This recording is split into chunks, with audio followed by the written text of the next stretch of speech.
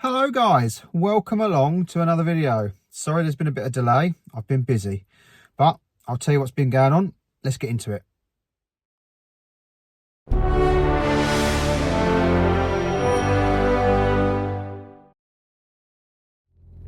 The Jag has developed an ABS fault. I think we need to plug it in and see what's going on. So I've come in today specifically to fix it. So let's plug it in. Right, so as you can see down there, ABS fault. So let's see what we've got. Scanner. Jaguar.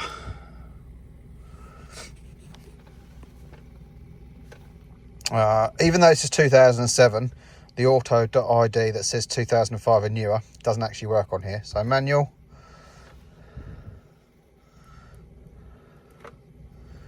(2007) XJ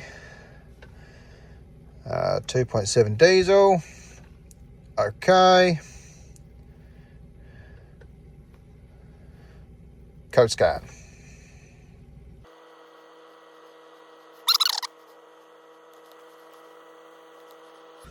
There you go. Rear left wheel speed sensor, mechanical failure. So I'm going to order one of those and get that delivered. So in the meantime, let's get the rear end jacked up, the wheel off and have a look. Now there is a couple of other codes on there, but they always come up. It's either there's a fault with something that doesn't actually affect the day-to-day use, or it's something that's missing and it's just not configured correctly or whatever. So I'm not too worried about them. But whenever I code scan this, the same ones always come up. So right, let's get this checked up. Right, so the reason for my radio silence is, I think I told you previously that I've been really busy helping my nan out with her move, sorting out the purchase of her new place, the finance to buy that place, and the sale of her current house. So we've now moved her in. It's taken a couple of weeks. I hired a big 4-metre box trailer, so it's like towing a Sprinter. But I could hire that for a week for the same price as a same size van for a day. So yeah, I've been going backwards and forwards from the middle of Essex into Suffolk, moving her stuff over and getting her house ready and stuff. So I just haven't had the time to be here. As I say, I'm only really here today because the Jag is playing up. But let me show you around the workshop. It is a bit chaotic, but the 4 pallets of her stuff, we had 2 over there, 2 here, are now in her new garage. And these are the last few bits that I picked up from her house, not yesterday, day before. My granddad had a big scaffold tower. Obviously she doesn't want that anymore, so I've got to store that for now. I've got her old Australian Hills washing line, her rotary line. Couldn't leave that behind. New owners wouldn't want that. I've got some enormous scaffold boards, some ladders and tools and, you know, just odds. So I'm back in here today to fix this, put a new speed sensor on here, ABS sensor, sorry, and get the workshop tidied. Also, I have spoken to the welder. He's come and had a look. He's told me to strip both chassis, get them blasted, and then he'll make a jig for that one, for the classic chassis, so we can measure exactly where the rear cross member is and the rear body mounts, and we will remove them from there and put them on here, obviously replacing the rear chassis rails. So that's what I'm going to be doing when I'm come back in here, you know, every day. The farming is still happening, but I just don't know exactly when, so I'll just be potting around on these until that happens, and then I think it'll be full-time on there and we won't be in here very often until autumn. So that's where we're at. I am gonna get the wheel off this, get this sorted, and then we'll tidy up in here. Right, the wheel's off, and as you can see, I've just unplugged the sensor and it's just held on by an 8mm nut. So, well, 8mm bolt. So let's hope this undoes nice and easily and comes out nice and easily, and we can put a new one in. So let's try and undo that. There we go. It all come out very, very easily. And there's the replacement. This is going too well. I'm going to try and clean up the reluctor ring on the drive shaft just to make sure that's okay. The only issue being, obviously, is I can't turn the rear wheels because the handbrake's locked on, so I'd have to go back in and switch that off and risk it rolling down. So I might have to put the sensor in, I'll clean the reluctor ring where it is now. And then should it not work with a new sensor, then I know I've got a problem with the reluctor ring. So let's just quickly clean it, put it in, put the new one in, clear the code, see what happens. Right, wheels back on, I've cleared the code, so let's have a drive and see whether this has fixed it. Right, I've just driven around the yard and no ABS light, so it was just that. Thank God for that. That was a quick, easy and relatively cheap fix. I think the sensor was about 25 quid, so we now have ABS working again and traction control, and it means it doesn't, because even when you clear it, it pops up after 10 seconds. So you can't see any of your range or anything like that. So it's a bit of a pain having that on all the time. So that's done. So I'll call this a win, and it's now time to tidy the workshop.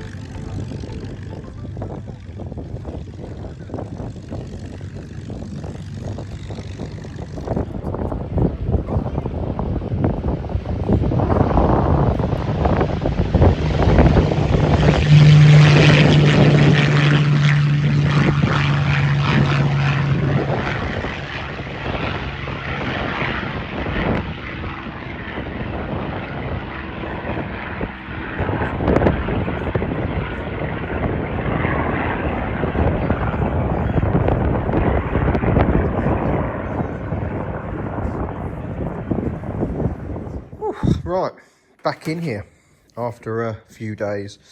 Yeah, sorry it's been a bit of a gappy project, but gappy videos at the minute. Yeah, just not been in here that much, but now it's going to be probably full time until we start in the tractors. So anyway, I've got to strip these axles down, strip this chassis down after having the welder here. He wants it stripped bare. So I've undone everything. Basically, the front axle was about to fall off. The rear axle was about to fall off. I had it jacked up on here so I can undo the 30mm castle nut on the A-frame ball joint. So yeah, so now I'm just going to use a forklift, lift it up, take it off the axle stands, and this axle should fall off. Then the front axle should fall off, and the chassis will be as bare as it needs to be. So let's do that. There we go. Front one's off, so I'll roll that out. And there we go. It is now ready to go outside. It is stripped as much as it needs to be. We only need to have the rear end from that cross member back blasted, so that one's ready. So the next job is to get this out the way, or yeah, get this out the way, and then we want to try and get this body off of the lift, because I'm going to need to use the lift in a couple of weeks time.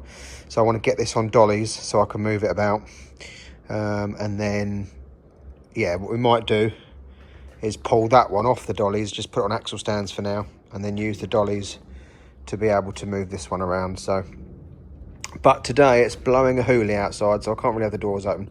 Tomorrow it's supposed to be nice and still, so we will get all this done in the morning.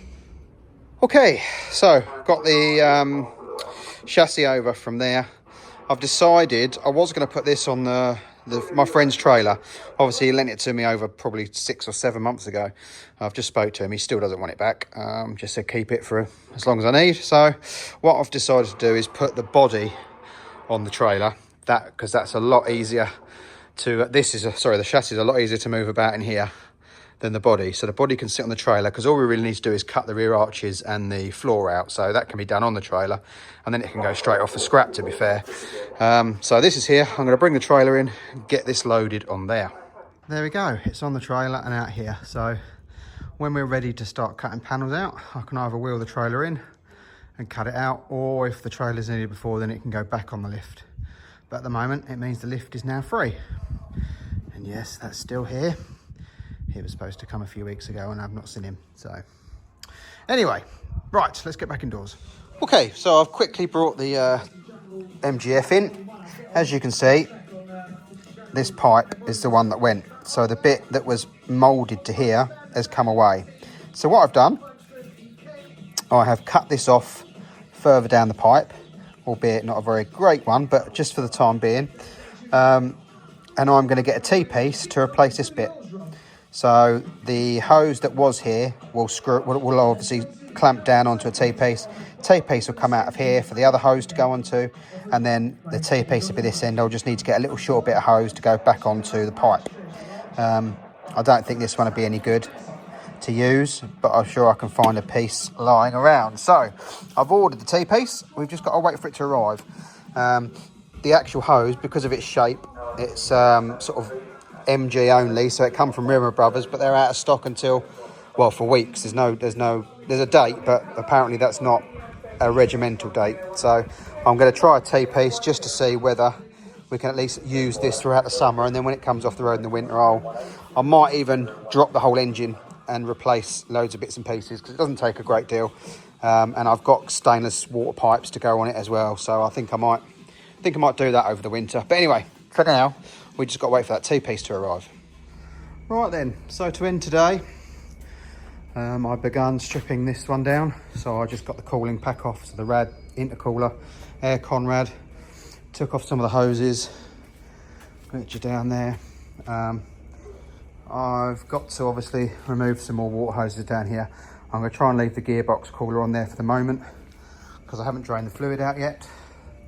So I need to drain the fluid out the gearbox before I remove that. But yeah, we're not far off really getting this out. I don't know if I'm going to remove the gearbox from the engine, or whether just lift the whole lot out and put it on the pallet for now and then come back to it. I'm not sure. I might strip the transfer box off, so at least that's separate. So yeah, so this is getting there as well at the moment. What I have decided is I am going to lose the Ace. I'm not going to keep it. I'm going to get some non-Ace anti-roll bars, obviously remove the Ace pump from the engine, and then yeah, get rid of all that. I'm not gonna, it's another fail point.